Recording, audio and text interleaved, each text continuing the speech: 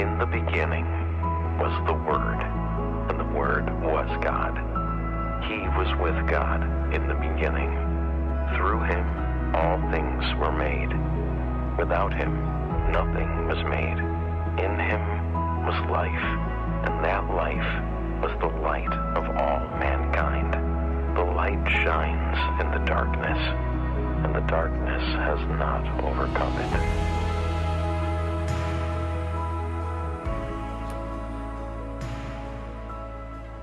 Hello, third service, number 3. Yeah, it's good to be with you. Thanks for coming to third service and not second service. There's too many people stressing us out, which is funny. I mean, it's a good problem to have, but it's just with these ropes, you know. There's not enough room for everybody, and it's getting nicer, some people sitting outside, so that's good. But thank you very much for coming to third service. And if you ever wanted to change services, go to 8 a.m. Don't go to 9:30. But yeah, it's an interesting time in Phoenix. We've come through this heat, right? So we're rejoicing a little bit, and we're all nervous to rejoice because the world seems a little bit tumultuous right now. But we can rejoice. We have come through something of COVID, right? I mean, it's not right now what it was when we had no idea what was happening. It's not right now what was like peaking and all of that in June. So in some ways, I think it's okay to rejoice. I'm trying to like remind myself to like enjoy this time because I don't know what's coming next, you know? Seems like there are storm clouds on the horizon, but right now we're definitely in this season where we're on the comeback trail, it seems like, in some ways. And so try and enjoy it. Try and make the most of it. Try and not solve all the political problems every second of every day in your life. Every once in a while, just remember that there's some goodness and rejoice. Because, again, we don't know what the future holds, and we might have some more tough things. We don't know. But we're going to be in John chapter 9. If you want to turn there. Welcome all the online people, our online church. Again, church is a little different these days. We've been live streaming for a long time, but now like a big chunk of our church that would be in person is meeting on home because of concerns, health concerns and all of that. And so we want to welcome them, and we love hearing from you. We can't see you, so if you want to email me or put something there on the little message boards, that would be great. We'd love to hear from you. And you people that are here, we don't want to hear from you at all. So, no, just kidding. We'd love to hear from you guys what's going on, any testimonies of things the Lord is doing. It's really encouraging to us to hear those things or challenges that are going on. Because it is. We're coming out of this like isolation. And even people that have been tracking with us, even people that I know very well, it's funny, they're telling me that they still just feel like they're coming out of even like depression and isolation and all this. So please reach out. Please keep reaching out to people. Just go through your contacts and just pick somebody every once in a while you haven't heard from. Just make sure they're doing okay. But also, if you're not doing okay, please reach out to someone. You're not supposed to do this alone. And one other thing, as a church, we have our Starting Point Luncheon coming up next week, and that's basically for anybody that's newer to the church, which all of us are new to the church because 6 months ago we shut it down in some ways. But if you want to come to that starting point, get to know some other people, get to know some of the leaders in the church, as well as get a meal and start getting connected, we'd love to have you come to that. It will be next week after third service. So again, come to third service. If you're watching this later, don't ever come to 9:30 service. It's horrible. We don't even have it. We canceled it, actually. No, just kidding. We didn't. But that's what's going on. We have baptism coming up next Sunday. It's like our 9th baptism, 10th, 8th, 9th baptism, and we have 9 people that want to get baptized now. So it's not our 9th baptism, it's our 9th baptizing service. We've baptized a lot more than that, but we have 9, and 10 is just a better number, so, Anybody? No. You could talk to Kurt Cotter right there. Email kurt@livingstreams.org or email me, and we'll figure out how to get you connected and get you baptized. And the last thing is a men's conference coming up next weekend. And I think this is really important. We normally do our men's retreat up in Williams and we just kind of all sleep in the same place, breathe each other's breath, but that doesn't sound cool this year. Not sure it sounds that cool, any year, breathing other people's breath. But we're doing it right here, and we're actually joining with Phoenix Rescue Mission and Church on the Street. We're going to have this really cool gathering of people from Phoenix in the city, and it's going to be a good time. And I think guys just really need a lot of encouragement right now. Not to say women don't need encouragement, but you're just a little tougher, I think. So there's a lot of guys, I think, who feel like they're supposed to, be strong and protect their family and all these things, and that's been really hard to do this year. So if you know a guy that needs some encouragement, encourage him to come to this so he can get encouragement. Or like if you want, just like set up like, hey, let's go to dinner. I'll meet you at the church, and then just don't show up. Just he'll show up, and then you don't show up, and then Kurt will be like, gotcha, and you guys could set it all up. No, we won't do that unless you want us to, but we'll have to check, make sure that's okay. Anyways, John chapter 9, let's jump in. This is a wonderful story. John can sometimes, they're long chapters, and sometimes he kind of speaks in a way that's a little bit, hard to process and understand, but this is just so good right here.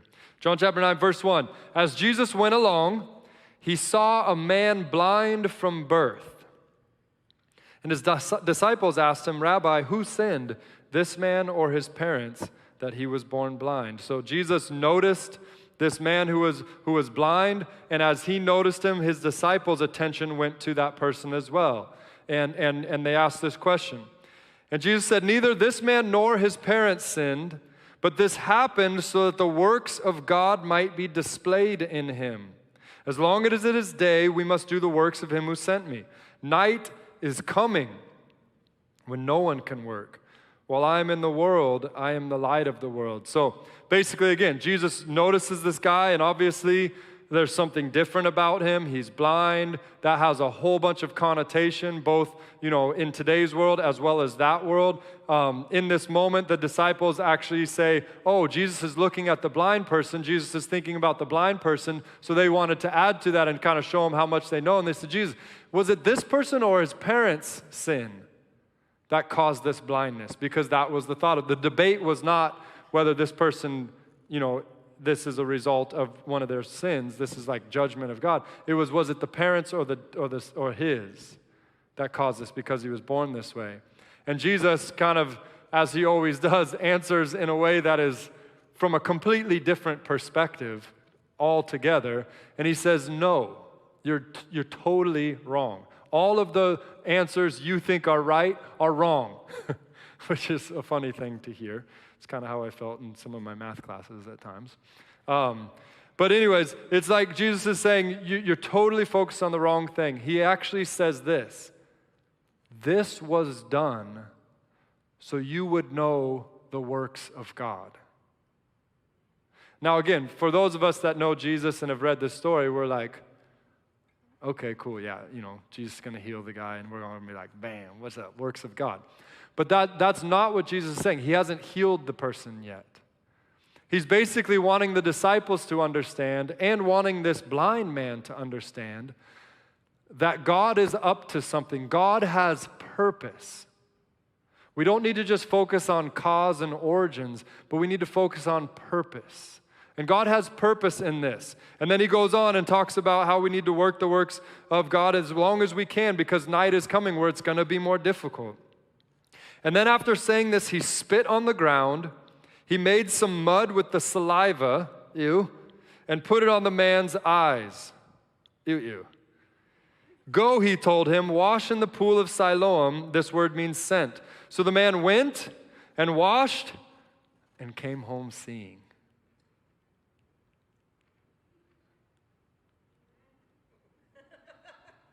There's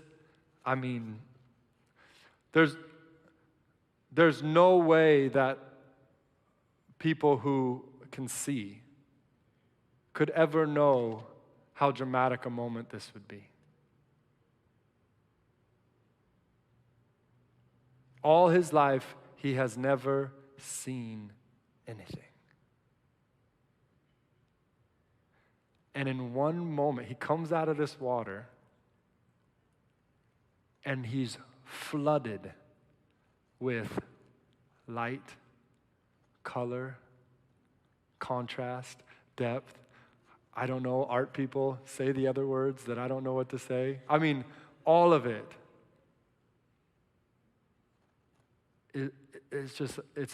He can see it all in this moment. So he's pretty pumped. He's pretty pumped. His neighbors and those who had formerly seen him begging asked, "Isn't this the same man who used to sit and beg?" Some claimed that he was. Others said, "No, he only looks like him." But then he was like, "You want to know what I think?" And he says, "I am the person. I'm the one." And they're like, "How then were your eyes opened?" He replied, "The man they called Jesus made some mud and put it on my eyes." He left out the saliva part because it's gross. "He told me to go to Siloam and wash, so I went and washed, and then I could see." I mean, first of all, the disciples basically are with Jesus, and Jesus' attention goes to this person, and they say, "Oh, is it this guy who's horrible, or his parents who's horrible?" I mean, political correctness, I wasn't like really working in the system at that point. And then he goes on, and this guy's actually able to see now. He's walking around, he's like, "I see you, I see you, I see you, I see you, I see you." He's seeing all these people that he's never seen before, and they're like, "Is this the guy that used to sit and beg all the time?" "Nah, that's not the guy who's sitting there beg." And he's like, "I'm the guy who's sitting there." And they're like, "Nah," and they're all divided about it. They don't even give, because they saw him as a beggar, because they saw him as a blind man, he has no voice. And he's there, and he's like, I am him. I used to be blind, I could see. Do you understand what's going on here?" And they don't. They don't at all. And then this is what they do. And they asked him, "Where is the man who healed you?" And he said, "I don't know." So they brought him to the Pharisees. Verse 14, "Now the day on which Jesus made the mud and opened the man's eyes was a Sabbath. Therefore the Pharisees also asked him how he had received his sight. 'He put mud on my eyes,' the man replied. 'I washed, and now I see.'" It's just getting more and more concise because you can understand the frustration. He's like, "People, do you understand what's happening in my life right now?" And they're like, "I don't really think you were blind. Let's take him to the Pharisees because they'll know what to do with this." And then the Pharisees are like, "Okay, what happened?" And he tells them. And then some of the Pharisees said, "This man is not from God who did this, for he did not keep the Sabbath." You can only imagine what's going on in this guy's mind right now. Are you serious? You're mad at this guy? But others ask, "Well, how can a sinner perform such signs?" So they were divided, and we know that. John's making that very clear, right? Jesus was very popular. They wanted to make him king just a couple chapters ago.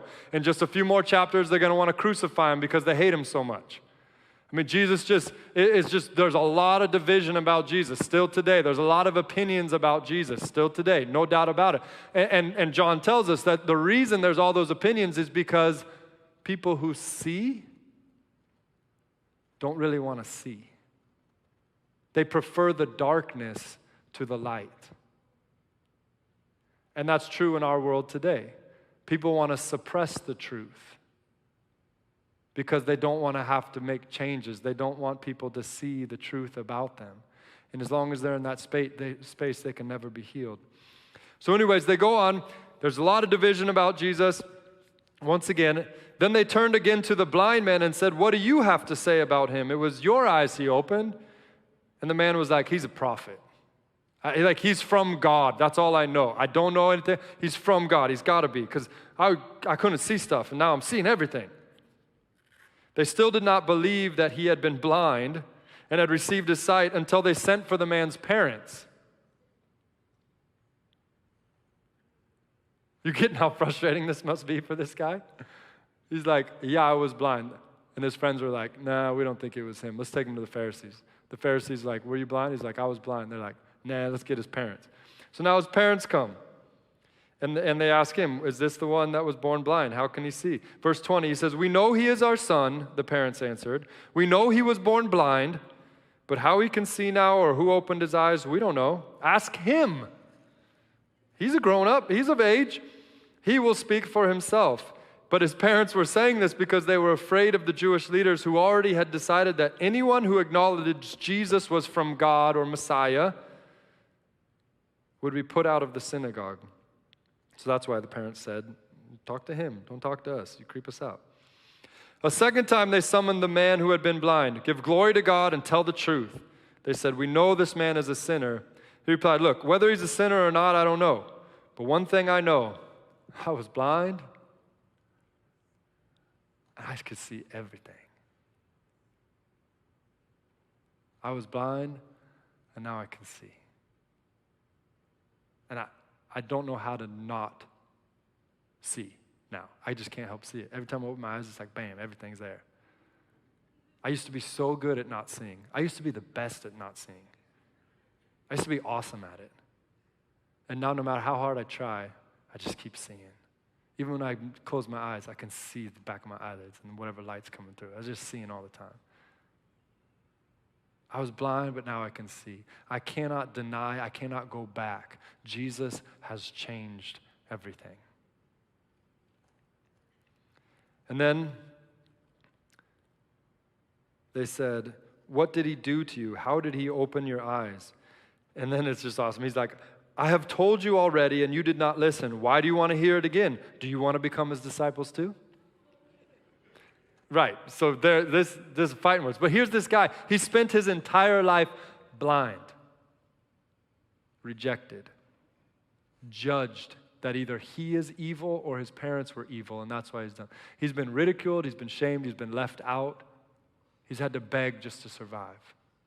Even his parents have created some separation from him. He's not afraid of some insults or some ridicule.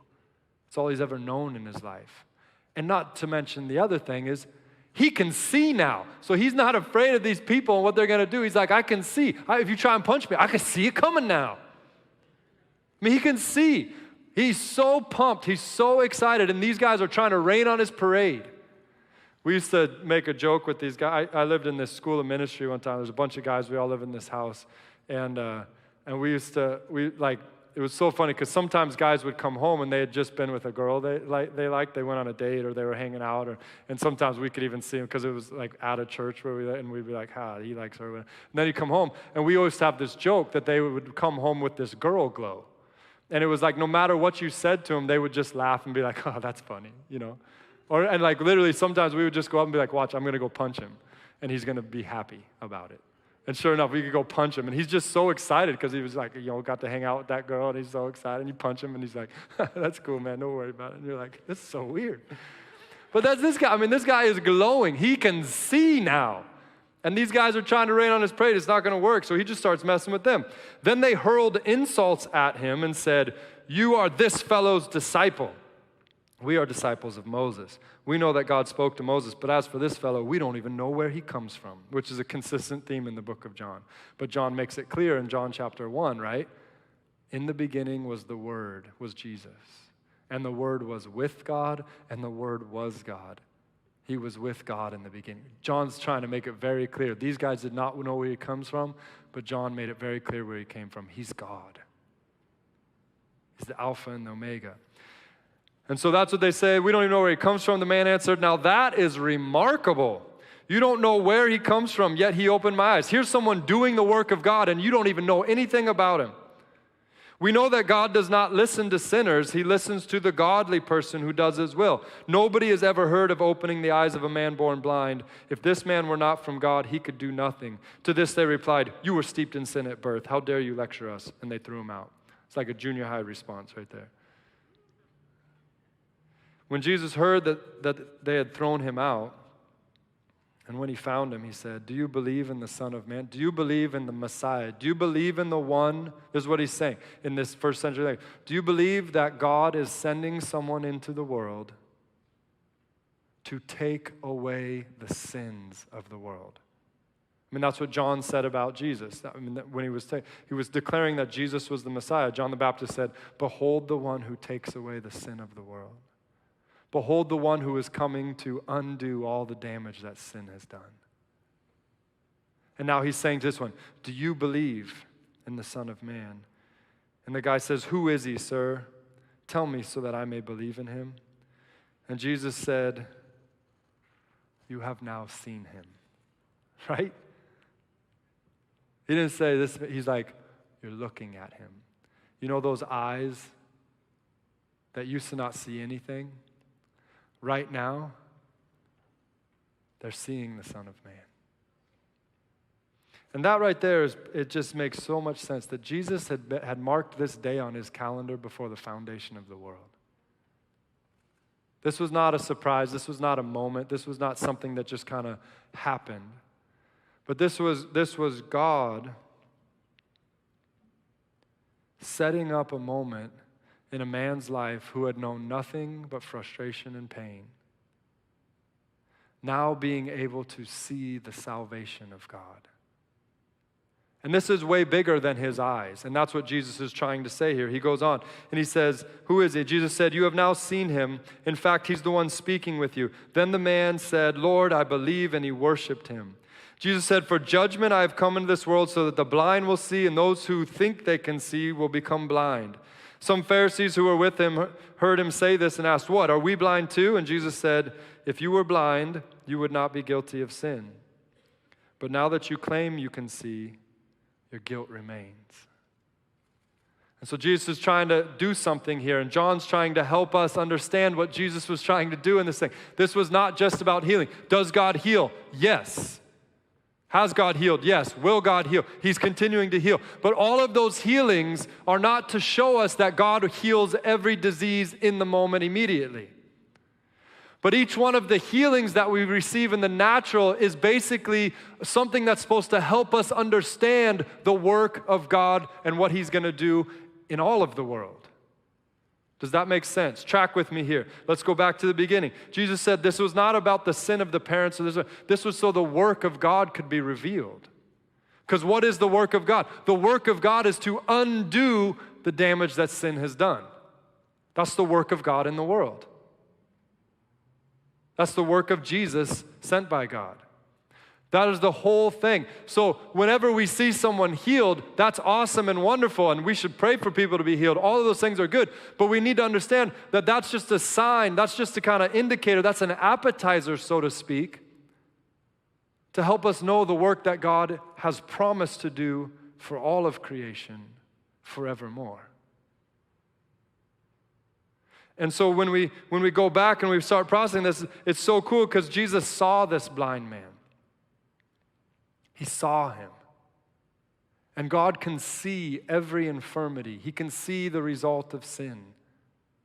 And it is true. He says that there wasn't this man's sin or his parents' sin, but it is sin that brought this about.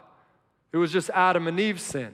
There was no disease or disorder in the world in the garden. Behold, all things were good, the Bible says. But when mankind decided, you know what, I think I know better than God, I think I'm going to go against what God said. When mankind was deceived, and they took and they ate of that fruit, sin entered the world, and what happened was sin and death came in. Disease and disorder came. And now we as humanity, we've been living under the shadow of death ever since. Sin and death reign in our mortal bodies. True or false? True. Ever wake up in the morning and be like, oh, what was that? That's sin and death going, ha ha, we got you. The fact that 100% of the people die is proof that sin and death reign in our mortal bodies. The fact that there are blind people, the fact that there are people with other diseases is proof that sin reigns in this life. And Jesus sees every single one of the diseases and disorders that we have. Diseases that our children have, diseases that we might have, diseases that our loved ones have. Jesus sees that. He sees all the disorders that we have. Maybe it's a disordered desire where we long for something that is evil or wrong. And yet it's so in us that it's such a painful thing to try and resist. He sees that. He knows that. And when the question comes from our own hearts about something we're facing, or the question comes to somebody else's, hearts that's looking at someone who's saying, what's the problem? What's the sin? What's the cause of this? And what Jesus is trying to do is help his disciples and help us get our mind off the cause, because sin is the cause. But what's the purpose? What's the purpose? Why would God allow for sin to reign and death to rule? Why would God allow there to be pain in the world? And depending on what your theological background, why would God cause some of these things? And that's what Jesus is saying, so that you can understand what the works of God are, so that you can know the glory of God. This is very deep stuff. But your third service, 8 a.m., I didn't have much hope for. It's too early. But your third service, you've been awake. You've already been running and jogging, and I don't know what you've done, but some of you just woke up, I know. This is some deep, deep stuff right here. Because the first thing we got to understand is that Jesus is calling us to see people, to engage with people. I mean, what our motto here at the church is, we want to put God's glory on display, we want to build courageous people, we want to engage in society's pain. And that's led us to do a lot of stuff with foster care in years past. This summer, it's led us to really figure out how we can get involved with the Black community and what's going on there, because they're crying out with pain and frustration. So we're trying to learn what we can do and trying to link arms. And I've sat at the feet of some awesome Black men that have really been able to teach me a lot of neat things, that are going to steer the USS Living Streams into some of those things. But we got to see people. And one of the things that I was reading this passage and I was studying it, and I was like, wait a second. Every day I drive past the Center for Blind Children on Northern right there. Super cool building. But I drive right past it, and I'm like, I don't know really what's going on there. But that's a part of our community. One of the things that I learned this summer is that your church or your table should reflect your community and who the Lord's calling you to serve. And then I thought about, in our church, we have a guy, Frank, who's been around in our church for a long time, and he's blind. So I called him up, and I was like, hey, Frank, can we talk? I got to ask you some questions about what I can learn or what you would want us to know in regards to how we can link arms with you. Get our shoulder under the burden you're carrying. You could teach us some things. And he said, well, let's not do it over the phone. Let's do it in person. So we're going to meet up. And I text one of the guys who's in this service right now, and I said, hey, your job is to help blind people find jobs. Can you tell me some things? And he told me some things. It's like we got to see people. We got to see what's going on. We got to engage in society's pain. We got to figure out, I have a daughter who was born with spina bifida. She was born without being able to feel basically from her hips down. And so she can't walk. And we found out it was heavy news, but it's been so interesting because, she turned 11 yesterday, which is awesome. And we have one family that we go to their house sometimes, and they have bought a bunch of ramps. So they have ramps all over their house. So whenever we come in, they put out the ramps. And we come in, and Belle's just like, wah, wah, wah, going around, wheeling all over. It's awesome. I'm not saying everyone here should get ramps, and don't invite me over if you don't got ramps. Nothing like that. No. I'm just saying it's just kind of a way that they've decided, hey, let's just get involved, let's just join in. Another family that, our daughter's friends with, they actually bought their daughter a wheelchair so that, I went through 2 services, no problem. But it means a lot. So they bought their daughter a wheelchair, so when they go out, they can go to the mall and they can wheel together, and it's pretty cool. And I think that's it's just engaging. We got to be careful we're not judging, obviously, like these disciples, but and pity is not a good thing either. It's saying, how can we actually join our lives together? That's what I love. It's not just in the temple. It's got to be at the table. It's got to be real. It's so easy for us to pretend in this place, right? It's got to be real. It's got to be real. And I love it. So Jesus saw them, and he's helping his disciples to see those people. But then he's trying to get them to move from judgment and pity to really understanding the beauty and the glory of what God's doing. He's trying to get them to move in their understanding towards these things. And so he starts to talk about, it's not cause, it's purpose. And he starts to talk about that this is also that ultimately the glory of God, the work of God could be displayed. And it brings me to mind with this understanding that Tim Keller brought forth in one of his books. And what he says is that the gospel has the audacity to claim that what God is up to, the work of God in the world, is he's trying to make everything sad come untrue. And I love the way that that's phrased, and it's really, really intense. But God's plan is to make everything sad come untrue. So here he is giving these guys a taste of something sad coming untrue. But this isn't the way he does it every time. He's doing this over all creation. This is a taste of what he plans to do over all of creation in time as he returns to restore everything. So this gives us hope. This is the appetizer that we're all headed towards. We're all going towards this time where everything sad will come true. But then Tim Keller adds this. But somehow it will all be better for having once been broken. Whoa. It is true, the gospel declares in the face of all opposition that God is going to make everything sad come untrue in time. But the wonder of it all is that somehow it will be better for having once been broken.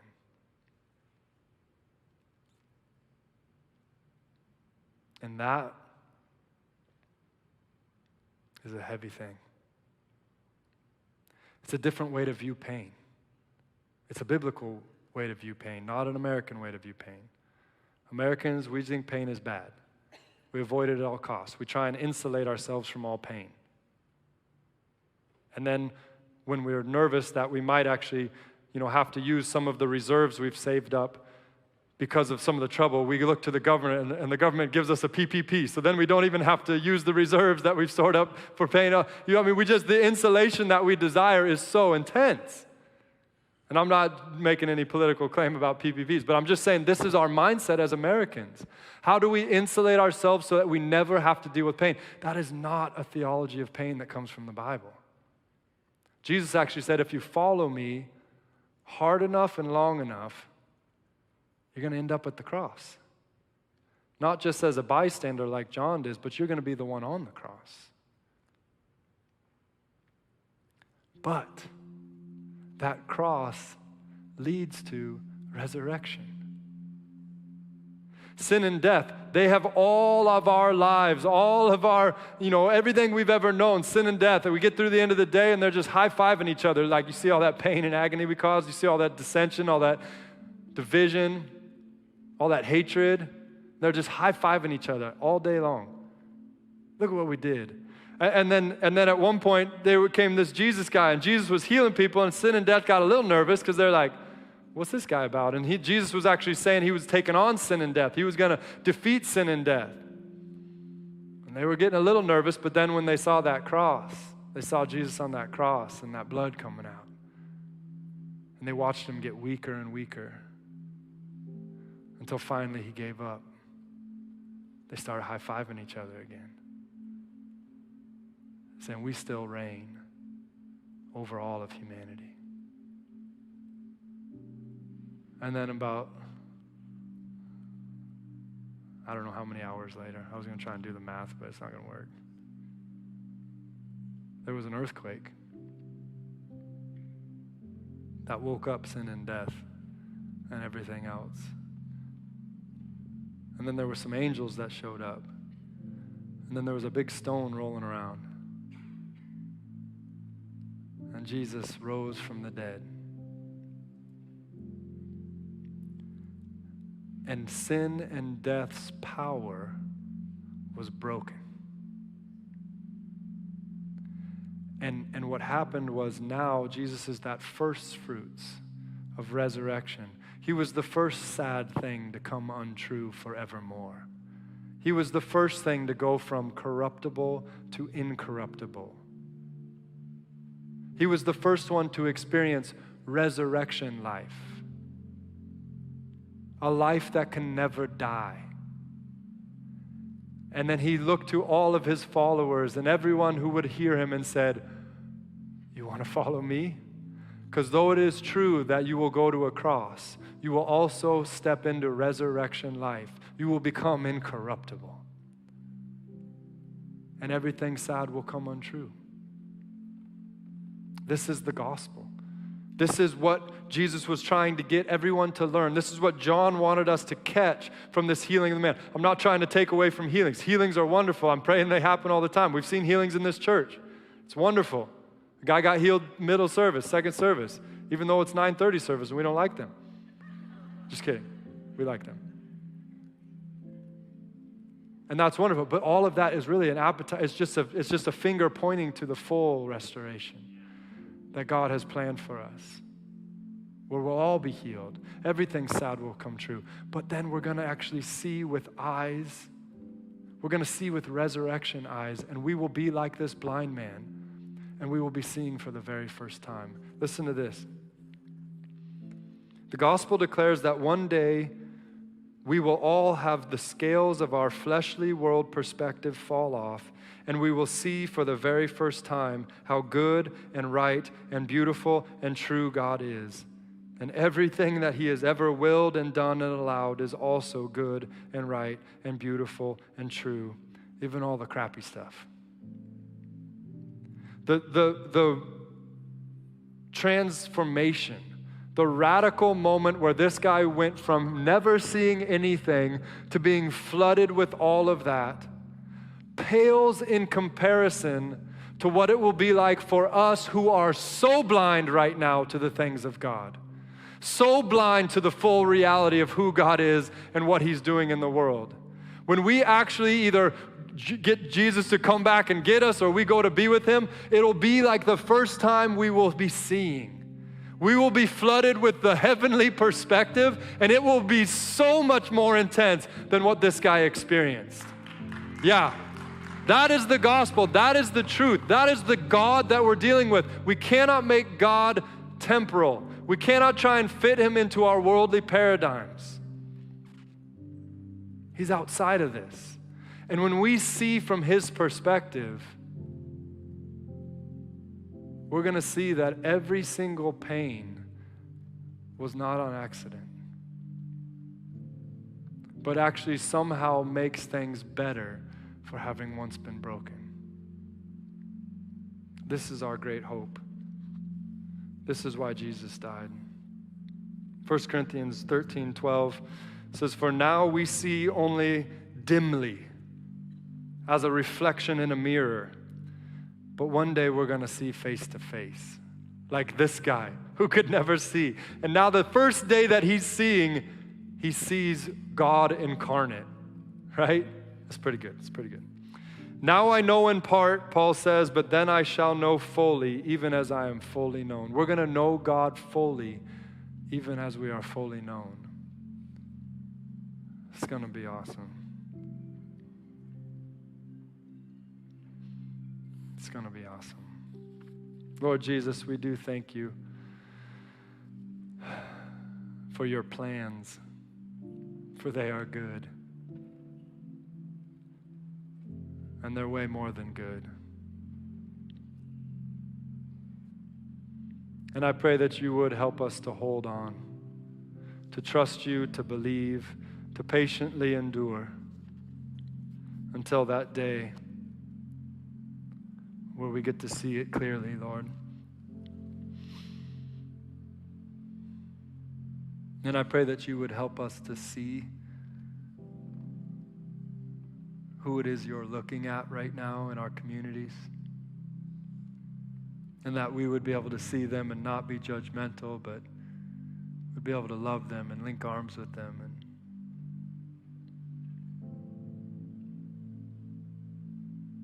Lord, I pray for those who are really, really at wit's end with the disease and the disorders in their life.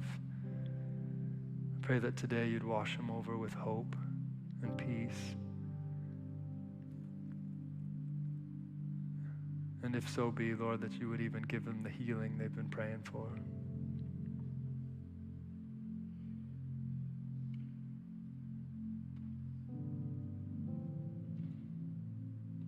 We trust you, Jesus. We look to you.